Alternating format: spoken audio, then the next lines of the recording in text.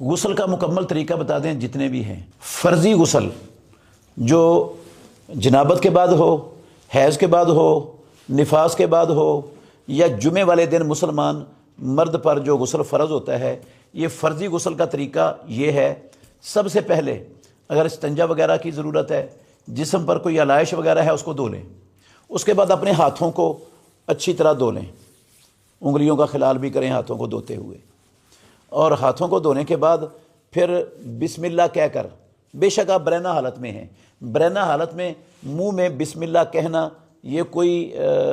بسم اللہ کی بے حرمتی اس میں نہیں ہوتی۔ امام بخاری رحمۃ اللہ علیہ نے صحیح بخاری میں باب باندھا ہے، باب اللہ کے نام کا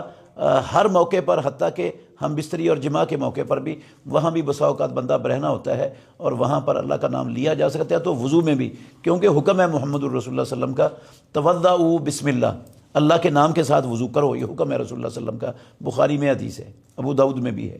اور آپ کی یہ حدیث بھی حسن لغیرہ ہی کے درجے تک پہنچ جاتی ہے، اگر جس کی ساری سندوں میں کلام ہے لیکن حسن لغیرہ ہی کے درجے سے کم کی نہیں ہے، اور یہ قابل حجت ہے۔ لا وضوء لمن لم یذکر اسم اللہ علیہ ہے، جو اللہ کا نام نہیں لیتا وضو پر، اس کا وضو نہیں ہے۔ تو اللہ کا نام بسم اللہ کہے، اور پھر جس طرح نماز کا وضو کیا جاتا ہے نا، اس طرح وضو شروع کر دے مکمل۔ جب چہرہ دھو لیا، اپنا دایاں بازو دھو لیا، کونی سمیت بایاں بازو دھو لیا، اب سر کے مسح کی جب نوبت آنی ہے نا، تو پھر سر کے مسح کا ایک طریقہ تو ہے جو عام ہم نماز کے وضو کے لیے مسح کرتے ہیں، اس کا طریقہ یہ ہوتا ہے کہ آپ اپنے یہاں سے ہاتھوں کو رکھیں اور گدی تک لے جائیں، اور گدی سے واپس لا کر ادھر سے اٹھا لیں، ایک یہ طریقہ ہے۔ اس طریقے سے بھی فرضی غسل میں مسح ہو سکتا ہے، جائز ہے، جیسا کہ ام المومنین عائشہ رضی اللہ عنہ کی حدیث میں ہے کہ نبی مکرم صلی اللہ علیہ وسلم یتوضأ کما یتوضأ للصلاۃ، اسی طرح فرضی غسل سے پہلے وضو کرتے تھے جس طرح آپ صلی اللہ علیہ وسلم نماز کے لیے وضو کرتے تھے۔ تو نماز کے لیے مسح یہی ہے۔ اور دوسرا مسح کا طریقہ یہ ہے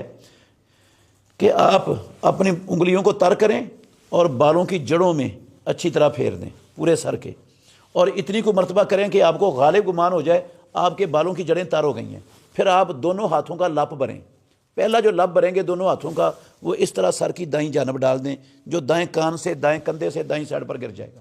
پھر دوسرا لپ بھریں اور اس کو بائیں سائڈ پر سر کے اوپر ڈالیں، جو بائیں کان کندھے سے بائیں سائڈ پر گرے گا۔ پھر تیسرا لپ بھریں جو سر کے درمیان میں ڈال دیں، اور پھر اپنے سارے جسم پر پانی بہا دیں۔ اگر آپ ساتھ ہی پاؤں بھی دھونا چاہیں،